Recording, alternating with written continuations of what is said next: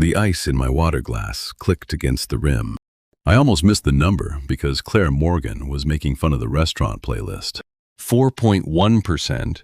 I stared at the public performance dashboard on my phone. A tiny latency drift. A slight mismatch between reported viewer sessions and processed engagement totals. Nothing dramatic enough to scare an ordinary user, but the timing was wrong. Every 90 seconds. Again. The same deviation. Too regular to be noise. A shadow crossed my screen. You found it too. I looked up. Claire stood behind my chair, one hand on the empty seat beside me, her expression suddenly stripped of the easy humor she'd carried through the first 40 minutes of our date. I locked the phone. You already knew. For 3 days. How bad? She sat. The patio around us kept moving. Silverware, laughter, iced coffee sweating under white umbrellas, while Claire lowered her voice. The Q3 audit is in 3 weeks. If Nexus fails the Tier 1 analytics and security standard, Daniel Brooks's seed round conversion clause gives his investment group operating control. There it was. Not a vague startup emergency, a contract, a deadline, a man who benefited if the company failed. And tomorrow, our automated breach monitor classifies unresolved incidents at 8 a.m. If this drift keeps growing, it becomes part of the audit trail. So tonight matters, even though the formal audit is 3 weeks away. Yes. Do you think someone is manufacturing the failure? Claire looked at the dashboard. I think the numbers are behaving like somebody wants them to. That was where I fit. I was a data scientist, anomaly detection, behavioral modeling, pattern failure. Those were my lanes. I wasn't a security engineer or a forensic examiner, and I wasn't going to pretend otherwise. Claire knew my work before we agreed to dinner. That gave her a practical reason to ask for help before romance had anything to do with it. What has your team done? Miles is inside the logs now. Our outside incident response vendor can't formally start until tomorrow, unless counsel invokes the emergency exception. Why tomorrow? Board procedure requires audit committee approval. Daniel chairs the committee. He's been sitting on the request for 6 hours. And shutting down the affected service?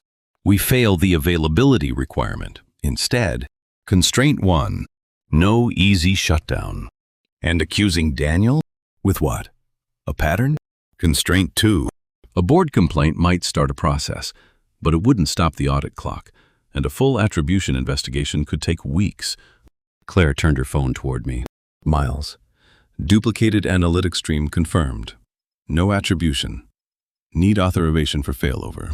I looked at our untouched berry tart. Dessert is dead. Good. She stood and grabbed her bag. The date is moving. To where? My office. You say that like it's normal. You checked my company metrics during dinner. It's a public dashboard.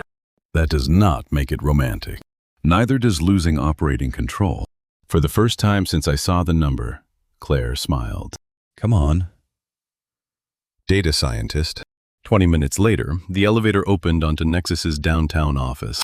The place had the eerie after-hours silence of a building meant for hundreds and occupied by 6. Monitors glowed across empty desks. The server room sat behind glass. Miles Cooper was waiting at a conference table with 2 laptops and enough caffeine in his face to power the west side of the city. You're the anomaly guy. Apparently. Great. I'm the person who gets blamed when the anomaly guy is right. Claire set her bag down. Status? Miles changed instantly. Duplicate stream confirmed. It's copying engagement metadata, session aggregates, and rendering performance metrics to an external storage endpoint. Customer content. No direct customer content in the samples I checked. Can we sever it? Not blindly. Whoever built the connector tied it into the production analytics queue. Kill the wrong token, and the service retries hard enough to tank availability. Claire looked at me. What do you see? I didn't touch Miles's production terminal. He exported a sanitized sample into a local analysis environment. My lane, I plotted the duplicate stream against engagement The line rose whenever Nexus performed well, dropped when performance weakened. Not random, not ordinary collection. It's sampling valuation-sensitive periods. Miles leaned closer. In English, the stream gets more aggressive when your public metrics improve. Claire's eyes narrowed. So somebody may be distorting the numbers the audit cares about. Maybe. That's a hypothesis, not attribution. Can we contain without destroying evidence? Miles nodded. Our runbook allows failover to the clean replica if we revoke the connector token first. We preserve the affected environment read-only. What's the operational risk? I pulled 6 comparable Friday nights. Replica capacity is safe unless traffic spikes more than 23% above forecast. Miles checked the campaign calendar. No major launches. Claire didn't look at either of us for permission. Fail over. Miles started the documented procedure. No improvised attack. No clever retaliation. He revoked the compromised connector token, isolated the affected service, preserved the original environment, and shifted analytics processing to the clean replica. The duplicate stream vanished. The production line held. 30 seconds, 60, 90.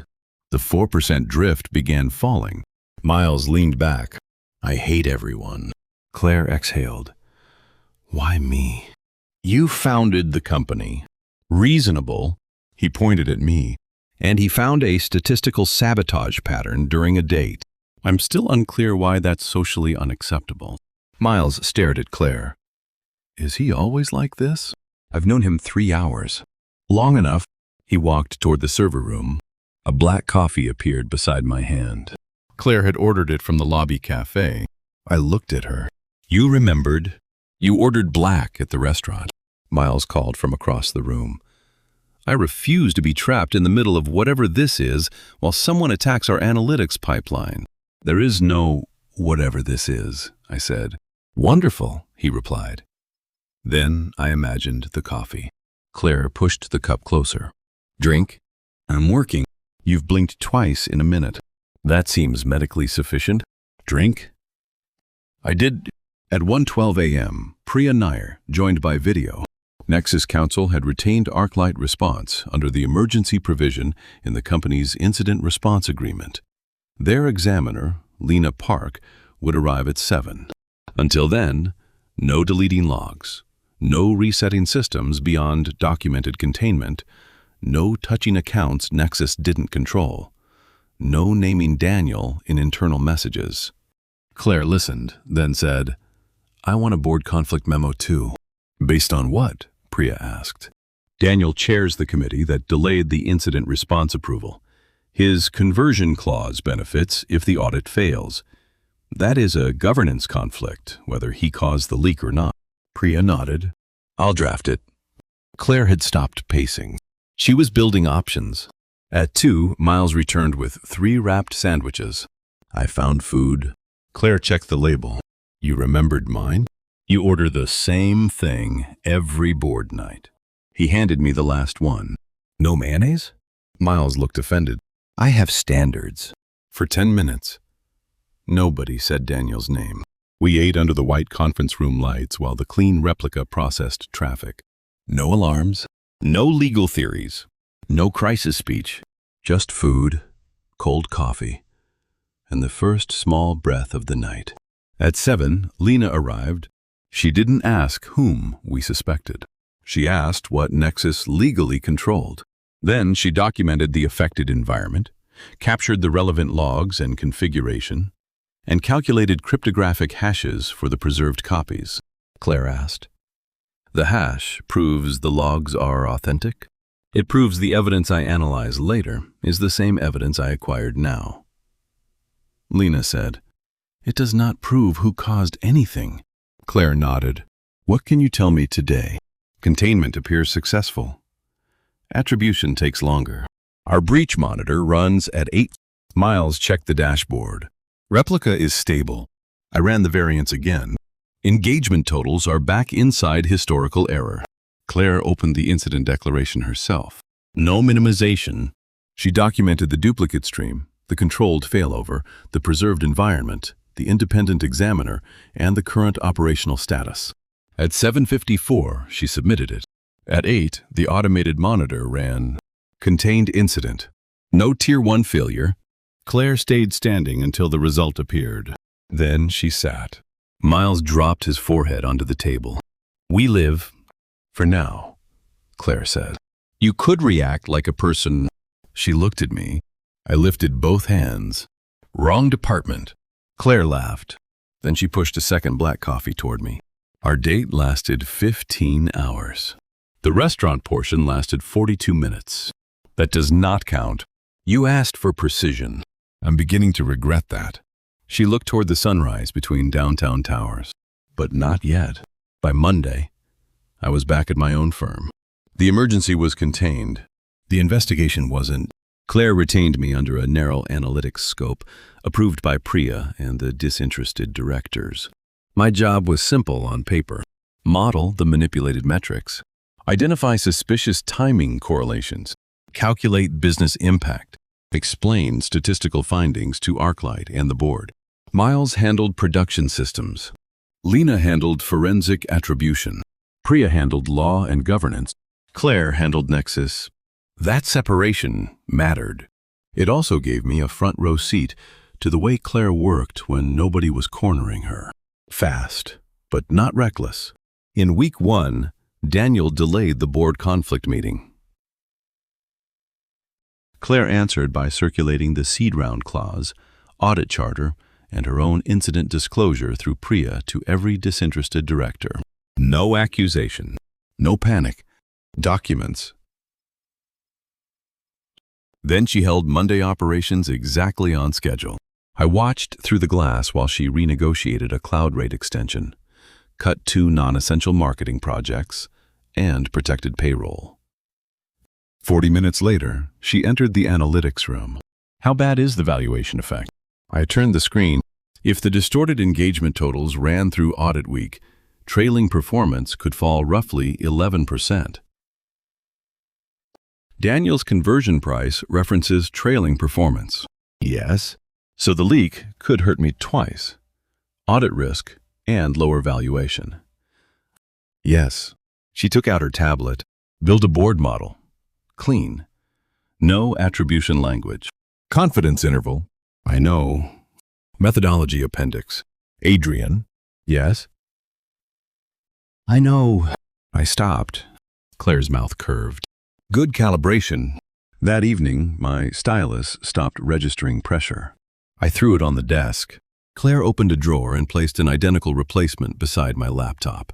I stared. When did you buy this? Yesterday. Why? You complain silently. That is not a thing. It is extremely a thing. She returned to her screen. 10 minutes later, dinner appeared beside my keyboard. Did you order this too? No. Miles stood in the doorway, holding his own container. I was told emotional intimacy causes lawsuits, so I'm handling food. Claire threw a napkin at him. He disappeared, laughing. By week 2, Lena had the first meaningful clues. The malicious connector had been scheduled through a legacy administrative service ID created years earlier for a board-approved analytics migration. That ID had not been used in normal production for 18 months. Miles pulled the deployment history. Last approved owner. Strategy integration. Claire's eyes shifted. Daniel's group. Lena raised a hand. Organizational ownership is not human attribution. Claire nodded immediately. What else? The connector updates occurred during scheduled maintenance windows. I opened my timing model. 7 days apart. Miles swore under his breath. Lena looked at him. Do you have another vocabulary? Not under pressure. The updates required interactive approval from an internal workstation. Lena obtained authorized identity and endpoint records from Nexus systems. 3 approvals originated from a workstation assigned to Daniel's executive suite. Still not enough. His staff could use the suite. Credentials could be misused. Claire refused to let anyone call it proof. That was the moment I started seeing her differently. Not because she was beautiful, because a faster accusation would help her. And she still refused to make it. We left Nexus after midnight. Rain had started. Under the awning, Claire opened her umbrella. "You look disappointed." "Why?" "You found the pattern. I found correlation. That distinction again. It matters." She stepped into the rain, then looked back. "Good? Good? If you exaggerated evidence because it helped me, I'd have to wonder where else you exaggerate." I had no useful answer. Claire smiled. "Good night, Adrian." "Good night." My car stayed at the curb 30 seconds longer than necessary. Week 3 was audit week. 2 days before the Q3 review, every board member received a letter from Daniel's attorney claiming Claire's use of an outside data consultant contaminated the audit process. My name appeared 11 times. Miles found me in the kitchen staring at it. "Well?" "He's attacking independence." "Can he?" Claire walked in carrying 3 coffees. "Not if we documented properly." She set one in front of me, black, then opened a binder. Adrian Foster. Advisory analytics only. System changes. Miles Cooper. Under incident response policy, forensic acquisition and attribution. Arc-light response. Legal process. Priya Nair. Operational decisions. Claire Morgan. Every lane separated from day one. I looked at her. "You anticipated this. I founded a company with investors." Paranoia becomes governance after Series A. Miles pointed at her. "That belongs on a mug. I'll order it after Thursday." The Q3 audit lasted 6 hours. I wasn't in the room for most of it. Miles demonstrated system stability. Lena presented the independent forensic status report. Claire presented the operational response and disclosed the unresolved investigation. The auditors tested availability, analytics integrity, customer controls, incident response, and governance documentation. At 4:18 p.m., the lead auditor closed his laptop. Nexus passes Tier 1. Claire didn't cheer. Conditions? 2 remediation items. Neither affects certification. Deadline? 30 days. She wrote them down. Only after the auditors left did Miles collapse into a chair. "We passed." "Yes." "We actually passed." "Yes." "Claire." "What?" "Human reaction." She opened the refrigerator. A grocery store cake sat inside. Miles stared. "You bought cake?" "Yesterday." "You were confident." "No." Claire put 3 plastic forks beside the box. "I was prepared." We ate cake around the kitchen island. No champagne, no speeches, black coffee and supermarket frosting. For the first time in 3 weeks, the company sounded normal. The conversion clause did not activate. That mattered. But Daniel was still on the board, and the investigation wasn't done. In week 4, Lena found the next link. The maintenance approvals had used a legacy administrative token stored inside the Strategy Suite credential vault. Access records showed the token had been retrieved minutes before each malicious update. Again, not enough alone. Then building security provided corridor video, retained under normal policy. On 2 update nights, Daniel personally entered the executive suite shortly before the token was retrieved. On the 3rd, his chief of staff was present. Lena kept the line where it belonged. 2 events strongly correlate with Daniel's physical presence. The 3rd remains ambiguous. Claire looked at Priya. "Can the board restrict his privileged system access without finding misconduct?" "Yes. Section 8.4 allows temporary restriction during an active conflict investigation." "Then prepare the motion. Not remove his shares. Not declare him guilty. Reduce risk while facts developed." The conflict committee approved temporary suspension of Daniel's privileged system access. He kept his board seat. He kept his economic interest. The investigation continued. Daniel responded in week 5 by telling shareholders Claire had manufactured a technical crisis to weaken him politically. That was the first time I saw her nearly break discipline. She walked into the analytics room, dropped a printed statement on my desk, and said, "Tell me where this is weak." The draft accused Daniel of intentionally manipulating Nexus. I read it once, then slid it back. "You can't prove intent." Her jaw tightened. He had the token. His office had it. He entered the suite. On 2 nights, the sabotage benefits his conversion clause. Yes. And you still won't say it. No. Claire started pacing.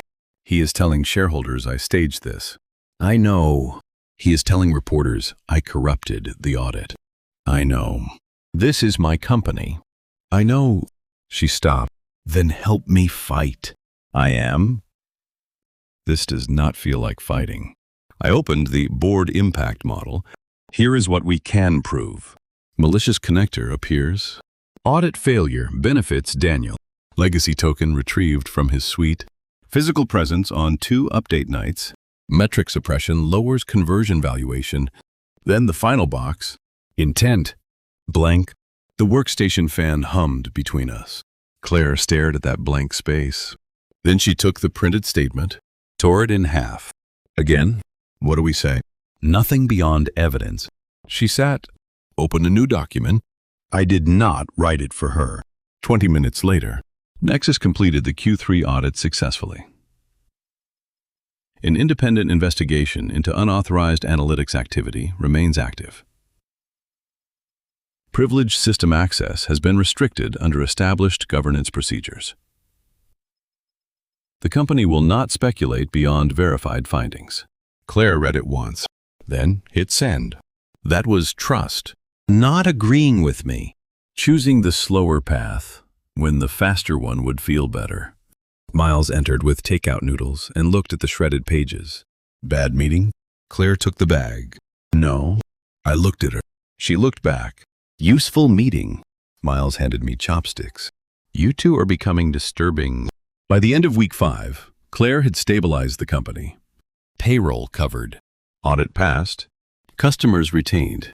One investor added bridge capacity after reviewing the clean certification. The numbers were not glamorous. That was the point. Nexus wasn't saved by a miracle check. It was surviving through ordinary competence. On Friday evening, Claire found me in the office kitchen. No laptop, no board binder, 2 black coffees. She slid one across the island. You always ask after taking it, she said. I'm becoming polite. Terrifying. I drank. The city lights reflected in the windows. Do you think Daniel did it? She asked. That was different from what I could prove. Yes. She watched me. You answered quickly. You asked what I think. What can you prove? Less. Claire nodded slowly. That is probably why I trust you. I looked at the coffee. Probably. Statistically significant confidence. That is not how statistics works. I founded a platform. Let me misuse science recreationally. I laughed. Claire smiled. Then her expression changed. After the board hearing, your emergency analytics scope ends. Yes. The board may offer your firm a normal retainer. That would be separate. I know. She looked at the window. Good. I understood the space she was leaving between business and everything else. I didn't cross it. Week 6 opened with Daniel requesting a full board hearing. He wanted his system access restored and claimed the conflict committee had exceeded its authority. That gave us a final stage, not a criminal trial, not a revenge speech, a governance hearing. Priya prepared the legal record. Lena finalized the forensic report. Miles prepared deployment history. I prepared the impact model. Claire prepared the company case. The boardroom was full by 9. Margaret Shaw sat at the center. Daniel sat across from Claire with outside counsel. Miles and Lena sat along the side wall. I stayed near the presentation monitor. Margaret opened the meeting. 3 questions. Whether Nexus met the Q3 audit standard. Whether the temporary restriction of Mr. Brooks's privileged system access was authorized. And whether the independent investigation supports continued conflict management measures. The audit question took 2 minutes. Passed.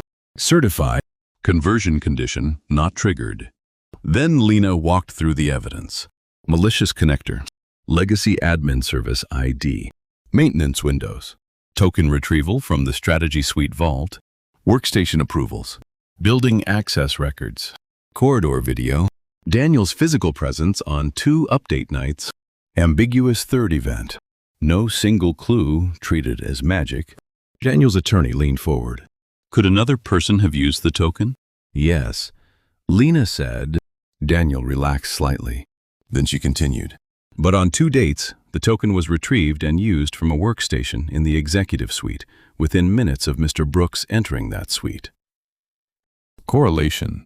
Yes. Lena didn't blink. That is why my report calls it correlation. Claire looked at me. The corner of her mouth moved. Then Margaret called my name. I stood. One screen, one model. The manipulated stream increased during periods when Nexus engagement improved. I showed the graph. If sustained through the audit window, the model estimates an 11-point decline in trailing reported performance, with an 8 to 13-point confidence interval. Daniel interrupted. A model? I addressed Margaret, not him. Yes, it does not establish who caused the manipulation. It establishes expected business effect. Margaret nodded. Continue. That lower performance would have increased audit failure risk and reduced the valuation formula tied to Mr. Brooks's conversion clause. I sat. Done. Claire rose. No technical screen. Only a 1-page chronology. 6 weeks ago. Nexus discovered an unauthorized analytics connector. First date. We contained it through the approved incident response procedure. Next, we retained independent forensic support through counsel. Next, we disclosed the incident to the auditors. Next, we passed the Q3 audit. Next, we restricted privileged system access under Section 8.4 while the investigation continued. She looked around the table. I am not asking this board to decide criminal liability today. Daniel's jaw shifted. I am asking it to protect company systems while independent review continues. Then Claire placed the audit certification on the table. The conversion clause activates only upon an uncured Tier 1 failure. There was no failure. Margaret looked at Priya. Counsel? Agreed. That killed Daniel's takeover path. Not because anyone voided a contract with a speech, because the condition simply had not occurred. The board recessed. 17 minutes. Miles counted every one. At minute 11, he whispered, "If I survive this, I'm going somewhere without software. Try a forest. Trees have networks." Claire closed her eyes. Please stop helping him. At minute 17, the board returned. Margaret read the resolution. Daniel's privileged system access would remain suspended pending completion of the independent investigation. A committee of disinterested directors would oversee the process. His board seat remained until governance procedures produced a separate result. The Q3 audit remained certified. The conversion clause did not activate. Claire remained CEO. Operating control stayed with her. Miles squeezed both fists beneath the table. Claire stayed still for 3 seconds, then asked, "Remediation deadlines?" Margaret smiled. 30 days. Claire wrote them down. Only then did I know the crisis was actually over. Outside the boardroom, Miles leaned against the wall. 6 weeks. Yes, Claire said. 6 weeks of server room food. You ate at home twice. Technicality. Lena closed her evidence case. I'm finishing the investigation before any of you start rewriting history. Priya looked at Claire. I'll handle the special committee. Claire nodded, then looked at me. Your emergency scope is complete. Yes? I packed my laptop. Miles pointed toward the kitchen. Cake? We already had audit cake. This is governance cake. That is not a thing. There will be in 10 minutes. He disappeared. Claire handed me an envelope. The board approved a 6-month analytics retainer with your firm. I didn't take it immediately. Different scope. Predictive metrics. Model validation. Anomaly detection. No incident response. Normal procurement. Reviews by Priya and the disinterested committee. I took it. I'll review Monday. Good. Professional issue settled. Separate. I put the envelope in my bag. Anything else? Claire looked down the hallway. Miles was arguing with a delivery driver about frosting. Priya had returned to the boardroom. Lena was already gone. Nobody needed me. Claire looked back. Yes. I waited. Dinner, Friday. Company meeting? No. Analytics review? No. Board debrief? No. She stepped closer, not touching, close enough that black coffee still sat between us. The retainer is business. I know Friday isn't. There it was. Her choice after the crisis. I want you there as my date. My grip tightened once on the laptop strap. 7? 7. Same restaurant? Absolutely not. Because I checked your dashboard? Because you abandoned the tart? That sounds fixable. Friday. Friday? Miles appeared with a cake box. He looked between us. No. Claire raised an eyebrow. No? I have worked too hard to become a supporting character in this. You brought cake. I am clearly essential. He walked past. Claire laughed. That sound followed me all the way to the elevator. Friday evening. I reached a smaller restaurant, 3 blocks from the original patio. Claire was already outside. 2 iced coffees, 1 black, 1 with milk. She tapped mine. I remembered. You always do. Dangerous thing to say on a first actual date. Second. The first became incident response. Still counts. It absolutely does not. I sat, no laptop, no dashboard. My phone stayed in my pocket. Claire noticed. You're not checking anything? New methodology. How does it work? I look at the person across from me. Radical. We made it through appetizers, dinner, dessert, no alerts, no board calls. When the berry tart arrived, Claire pushed it toward me. You owe this one closure. I took a bite. Better than the first. You never tasted the first. Exactly. 3 weeks later, ArcLight completed the investigation. The special committee found sufficient evidence that Daniel had improperly used privileged credentials and directed unauthorized analytics activity through members of his strategy staff. No dramatic arrest, no instant ruin. The board removed him from the audit committee immediately. After negotiation through council, Daniel resigned his board seat and relinquished administrative access under a governance settlement. His economic interest remained governed by the shareholder agreement. Separate civil questions continued through council. Nexus kept operating. Claire met the 30-day remediation deadline. Miles finally took vacation. He sent a picture from a cabin. No Wi-Fi. Have achieved transcendence. Claire replied, You sent this over Wi-Fi. Miles did not answer for 2 days. By quarter's end, Nexus had recovered the distorted engagement reporting. No overnight fortune. Payroll. Cloud bills, vendor contracts, normal problems. That was what made it real. One Friday, Claire asked me to meet her at the original patio. Same table, same flowers in the metal vase. Late sunlight through the trees. She had ordered black coffee instead of iced. I sat. You chose this place on purpose. Yes. Dangerous. Your phone. I took it out. Claire held out her hand. May I? I gave it to her. She placed it face down beside the flowers. No dashboards for 1 hour. That is an aggressive SLA. You'll survive. Probably. Claire reached across the table and took my hand. Not because Nexus needed a data scientist. Not because Daniel was attacking her. Not because a contract connected us. Just because she wanted to. The public Nexus dashboard could have drifted 10% and I wouldn't have seen it. For once, that felt like excellent methodology. The end. Closing thoughts.